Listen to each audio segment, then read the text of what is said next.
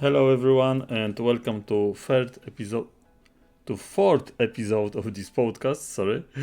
And today we will talk about Docker, about Docker Compose, Nuxt 3, and later on at the end I think we will establish a connection between our application, our front-end application with the Django application at the backend.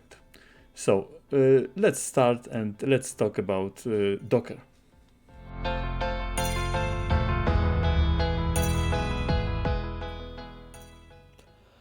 What is Docker?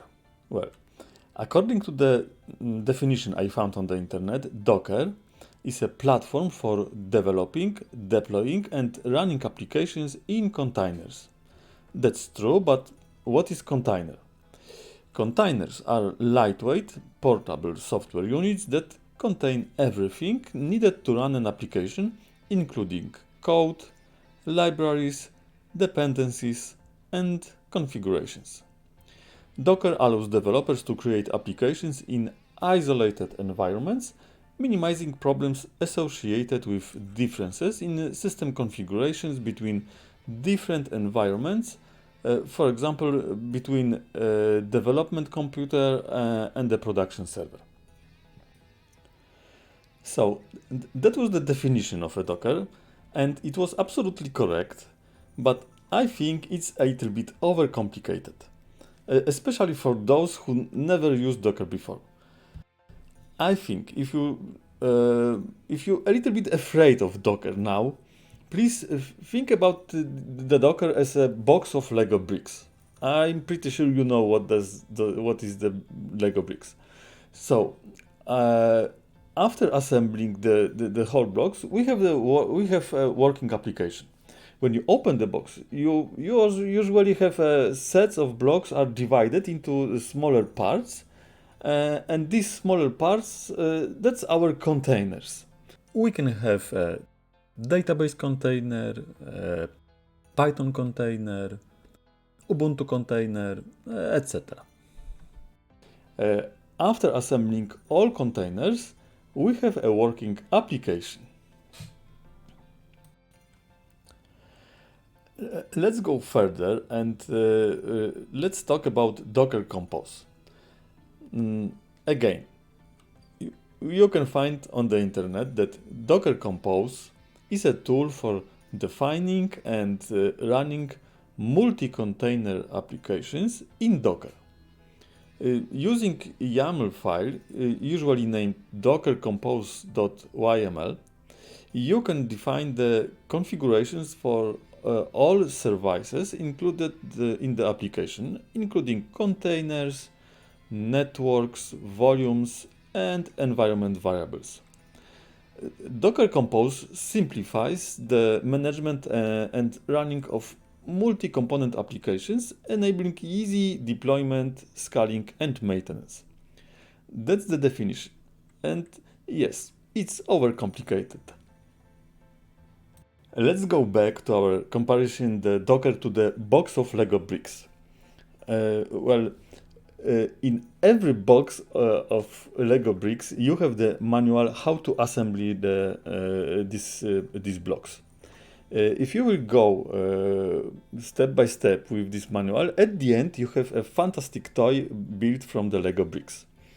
And the same with Docker Compose. If you will go step by step with the Docker Compose instructions, maybe not you, but the Docker is doing it for you.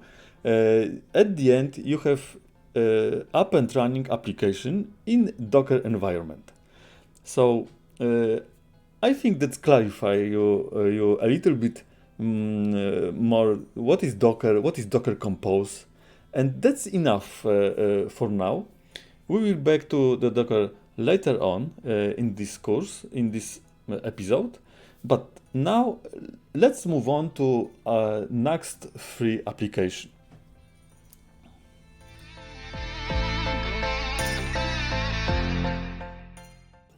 Okay, as you see, the quality of this video of my face is much better now.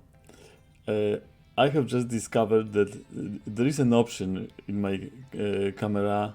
It calls Full HD, and if I turn it on, the quality of the video is much better. So, well, I warned you that I'm not a YouTuber, but anyway, from now on, I think the quality of video of my face will be much better. So let's go back to our Nuxt free application. Here, I think I have to make a small pause and a small side note, and we will talk, I think, about the base concept in Nuxt free, or I think in any front-end applications based on Vue.js or Angular or React. We will talk about components. What is component? How they communicate each other? That's important. How they communicate with the backend, and how we can play with the components. So let's go to Nuxt free components section.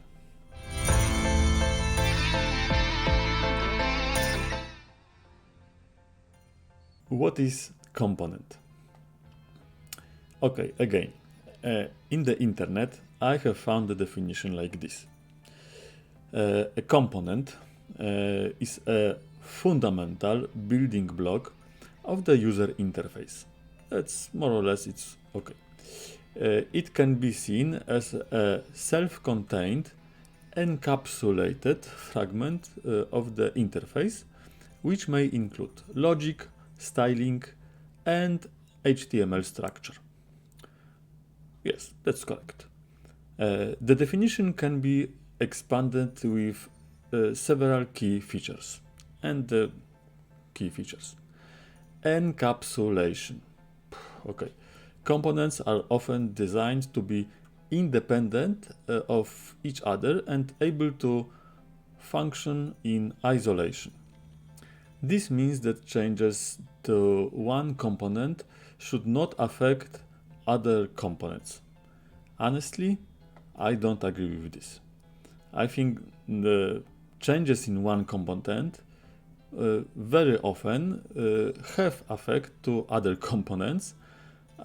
I think that's why React calls React, because they react on some changes in any components.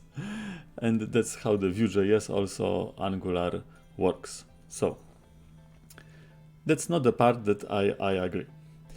Reusability. Components can be reused multiple times in different parts of the application. This helps avoid code duplication and facilitates maintenance of the application.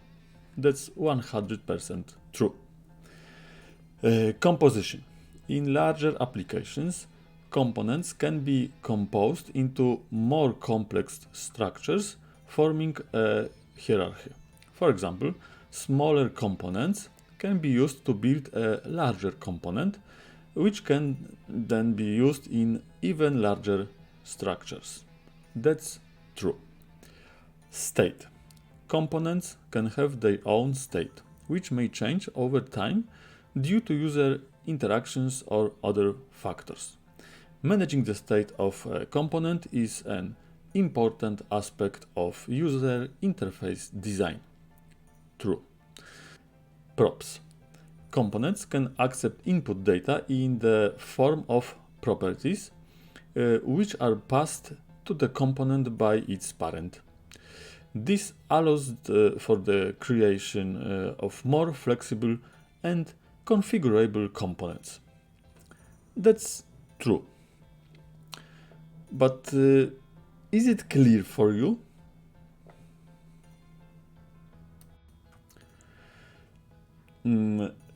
Well, talking about the components, I think we can compare it to the same as we was talking about the Docker, and we can compare it to the Lego bricks. That's the good analogy. And you know, this episode is sponsored by Lego. Anyway, when you have a box of Lego, you have a different bricks there. You have a head, you have an absolutely standard Lego brick, you have a wheel. That's our components. Now let's focus on them and let's explain the key features we mentioned a few seconds ago. Encapsulation. Components are often designed to be independent of each other and able to function in isolation. This means that changes to one component should not affect other components. So, in our case, we have these Lego bricks, a head, a standard Lego brick, and a wheel. And yes, I can imagine that if you make some changes in a head component, that won't affect the standard Lego brick. For example, if you turn right the head, it should not affect the standard Lego bricks or a wheel. But I have two small kids, and they assemble a car, a toy car from the Lego bricks a few years ago.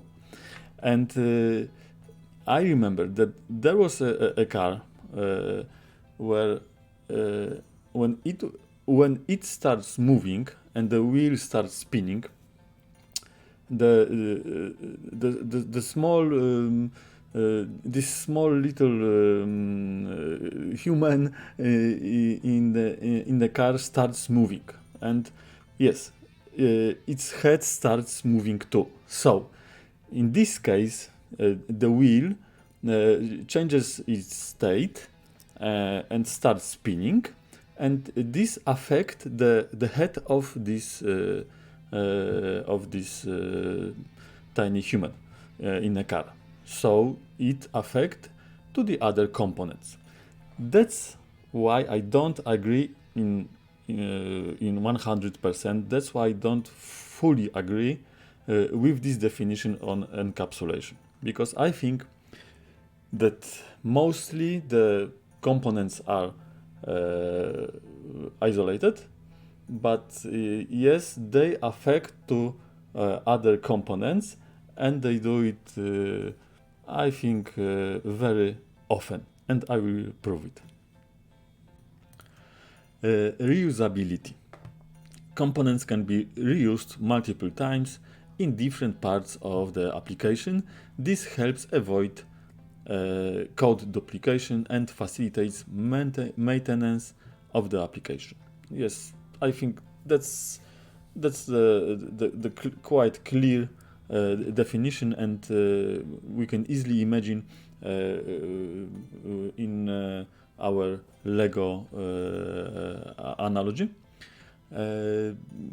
We can use the wheel in different parts of the application. The wheel can be in a car wheel. The wheel can be any part of any other toy built in Lego bricks, unless it fits the other components. But yes, we can reuse any Lego brick in different parts of the whole application, whole toy. Composition. In larger applications, components can be composed into more complex structures, forming a hierarchy. For example, smaller components can be used to build a larger component, which can then be used in even larger structures. That's absolutely true, and that's something we will play from the very beginning, because it's a base concept of the component, and I'm sure you will understand it very quickly. In comparison to our Lego bricks, yes, you can assemble the Lego bricks in more complex structures and use it in different parts of your toy. That's how the composition works in Lego. State. Components can have their own state, which may change over time due to user interactions or other factors. Managing the state of a component is an important aspect of user interface design. That's absolutely true. That's, I think, easy to understand. And we will use the state from the very beginning. So you will understand it very quickly, even if you didn't write any front-end application yet. In our Lego world, the state, you remember I was talking about the wheel. It can spin or not. So the state of the wheel is, am I spinning? And it can be changed by user interactions. When a kid pushes the toy, the wheel starts spinning. That's the user interaction which will change the state of the component, of the wheel component. Props. Components can accept input data in the form of properties, props, which are passed to the component by its parent. This allows for the creation of more flexible and configurable components. Okay, that's, I think, easy to understand and to imagine. Our components in Lego comparison, for example, wheel can have a property size. It can be large, small, tiny, or whatever we decide. Our standard Lego bricks can have a property color. Our head can have a property, a color as well, or a mood, smiling or angry or whatever we decide.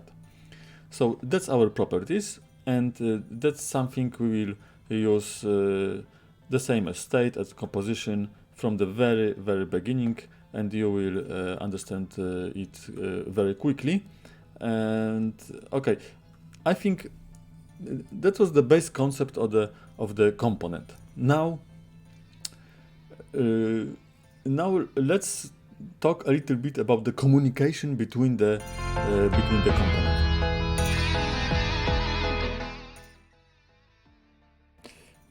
Okay, the last theoretical topic for today is communication between components. And to be honest with you, this is a very, very broad topic. I think it could be a separate episode, and we could talk about the communication and the shared data between components for a very, very long time. But on the other hand, I think we can try some different approach, and we'll do it a little bit more practical.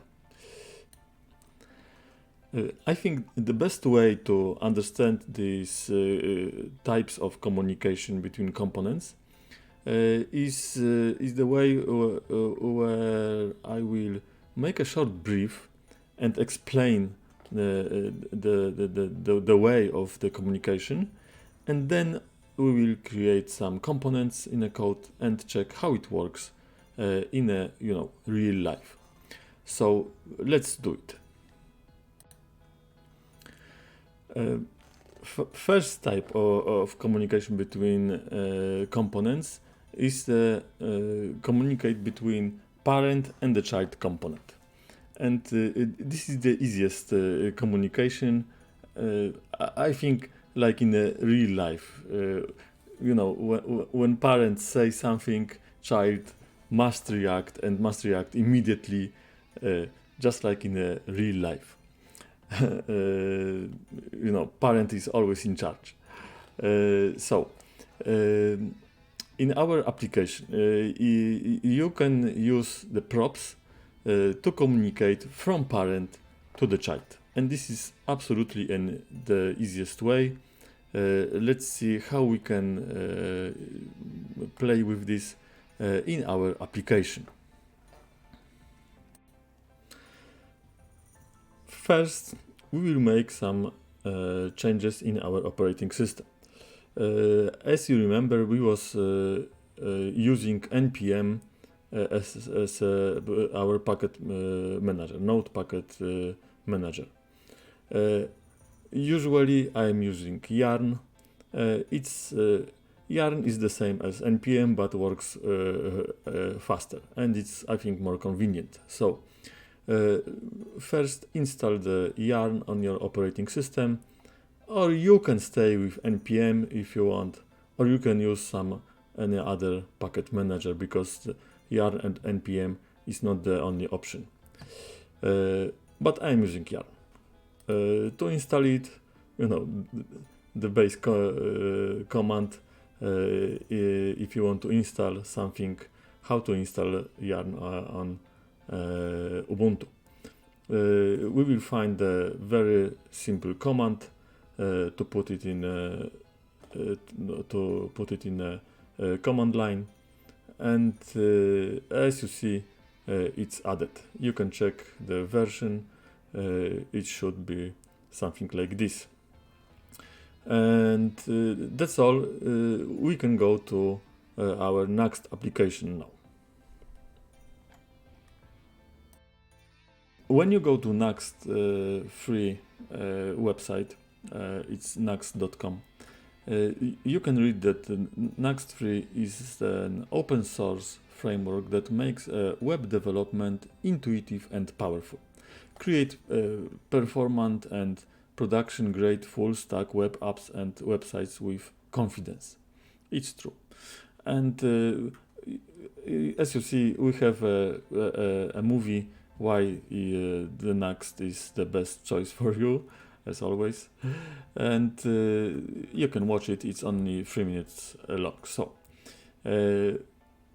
okay, after this short movie, I believe you watch it, click on the get started button, and here in the new project section you can find what we need to install the Nuxt free application. Nothing new here. Node.js in version 18 or newer, text editor. Okay, they recommend Visual Studio Code, but you can use whatever you want, whatever you use in your daily work, and of course terminal. Okay, there is one new thing to install and create the Nuxt free application. We use the command npx nuxi at latest init and then the project name. npx is installed with npm, so don't worry. If you installed npm, and you did it in the last episode, so you have npx, so don't worry. npx is used to run a little bit more complex, I think, scripts to install npm packages and run some commands to install some code locally, not globally. That's important. Okay, if you want, you can if you want, you can read more about npx on the internet. I think I don't know much more about this command. Okay, this is my alter ego, and I have to stop here for a while because I forgot to say something important. What we was doing, and you may be confused. As you see, we have type before the npx -v, we type something like rm-rf vet up front, and this command will remove the whole folder with vet up front. So use it carefully. -rf, r means recursively, and it means that all folders and the subfolders will be deleted. And for F stands for force, so there won't be any questions if deleted subfolders or not. So, as you see, this is quite danger command, so use it wisely and carefully. And we are doing this because we don't need the that upfront application written in Vue.js. We are building the application based on Nuxt 3, and this is something different. Nuxt 3 based on Vue.js simplifies a lot, and you will see it. But in fact, it's something different. So to create the Nuxt 3 application, before we have to remove the old Vue.js application. Thank you. So to run our application, just type npx nuxi at latest init, and then our project name. In our case, it will be the same as before, that up front. After run this command, the installation process first will ask us about the packet manager, and I am using Yarn, and I recommend to use it to use Yarn 2, especially for those who never programmed the front-end application yet and want to feel comfortable, because your computer will behave same as mine, and as you will see on the video. Next question is the question about the Git repository, and now you can answer no. And yes, we will use a Git repository. I plan to say something more and initial Git repository in the next episode. And yes, as a programmer, you must use Git or any other version control tool if you want to program any application. You must know Git. Anyway, we are installing this application, our Nuxt 3 application, and as you see, everything is fine. To run our application, just simply go to the folder we have created that up front, and then run the command yarn dev. Or if you are lazy, you can run yarn dev-o. This will open the internet browser, and you will see our Nuxt 3 application we have just created.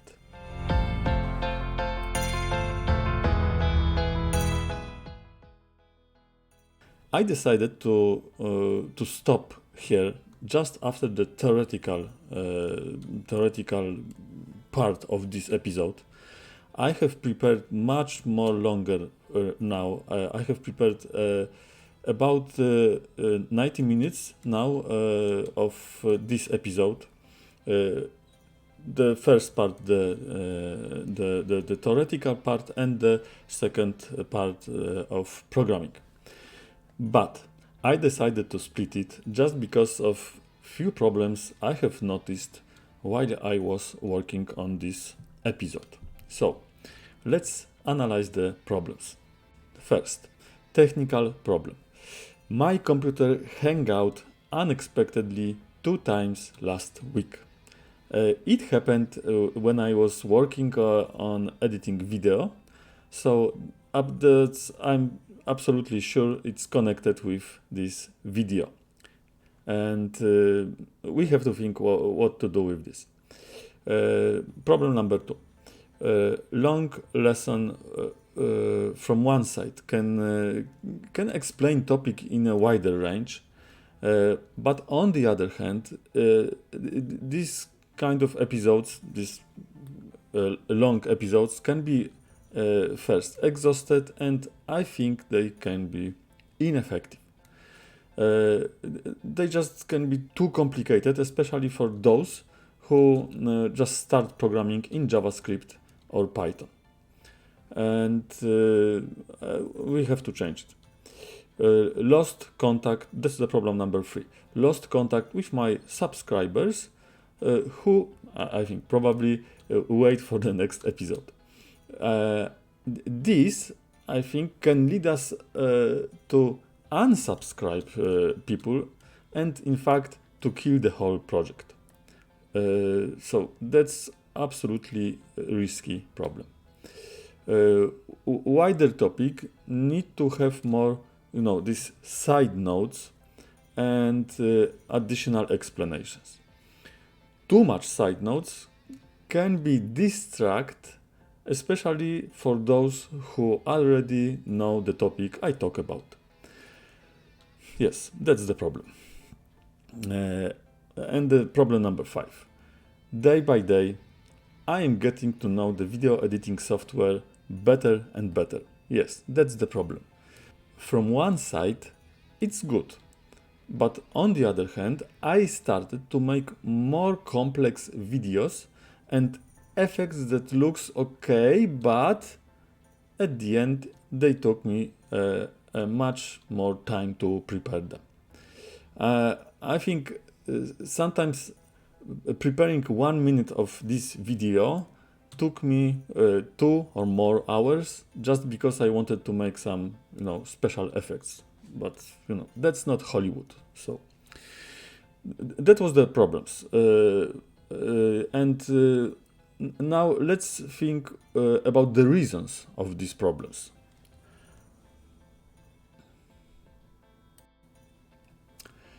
The problem number 1, the problem with the unexpectedly hang out my computer. I think this is because the lack of RAM, too slow processor, or just my software is not good enough. That's I think that's in my opinion the reason of this problem. The second problem. I think the problem here is that programming knowledge is extremely wide and have a lot of connections between different topics. That's I think obvious, and the reason of the problem I noticed is quite clear. Problem number 3. This problem, I think, as I said, is a big risk for the entire project. First, I hope it never happened, but the risk exists and I have to be aware of it. The reason of this problem is, I think, consequence of the problem number 2 and my will to explain everything as much detailed as it's possible. Let's go further. Problem number 4.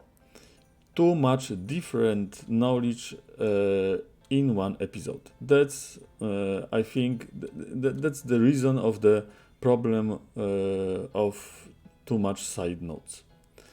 And the problem number 5. The reason of this problem, in my opinion, is that creating additional effects and editing video gives me too much fun. Okay, we have identified the problems and the reasons for each one of them. Now let's talk about the solutions. First problem. My solution for this is that I will talk about this problem with my friend. Fortunately, I have one. I have one friend, wow, who works as a commercial director, and I'm pretty sure he should know what to do. Expected results here is having 0 unexpected hangouts of my computer while I editing the video. Solution for problem number 2. I will focus on 1 or max 2 topics in one episode. And expected results is to create the videos 30, max 40 minutes long. Problem number 3. My solution here is to having shorten, but more often episodes. Expected results is to have one episode per 10, max 14 days. Problem number 4 and the solution, less side notes. Only the key aspects. So, rest can be found on the internet, or you can ask me in the comments, and then I will prepare some extra episodes for unclear issues. Expected results, max 2 side notes per episode, and 2 short side notes per episode. And problem number 5. I think I have to resign from additional and too complicated in preparation video effects. Yes, sorry. And I regret it too. Expected results, 1 minute of video prepared in less than 60 minutes of work. So, that's my solution for the problems, and let's go further. And the last thing is the evaluation. We was talking about the problems, we was identified the reasons of this problem, and we was talking about the solution. We have to evaluate if our solution works. In evaluation, the most important thing, in my opinion, is to be honest with yourself. It may not be as easy as you think it is. First, solutions are usually your ideas, and because they are yours, you may not want to judge them too critically. And that's why in my solutions, for each one of them, I added an expected results, and that's why the expected results is countable. So I will be able to easily check if something happened more than I expect or not. With the set of expected results, it will be just easier for me to evaluate if my solution works or not. And we will make this evaluation in the next episode. So, summary. As you may guess, all of this we have just made is a part of project management work. You see the naming of the problems, identify the reasons of the problem. I mean the real reasons of the problems, because sometimes it's hard to identify what is the real cause of the problem we have. And finding the solutions. This is the daily work for project manager of each project. And yes, it's a full-time job, and yes, it's absolutely important from the perspective of the whole project. So, programmers and project managers love each other, respect yourself, respect the work you do. You do the great job, and do not forget about it. So that's all for today. We will see soon, because I have prepared the material, and we will see soon. And the next episode will be a little bit shortened, and I will talk about the components in Nuxt 3 applications. So we will focus on the Nuxt 3. See you soon.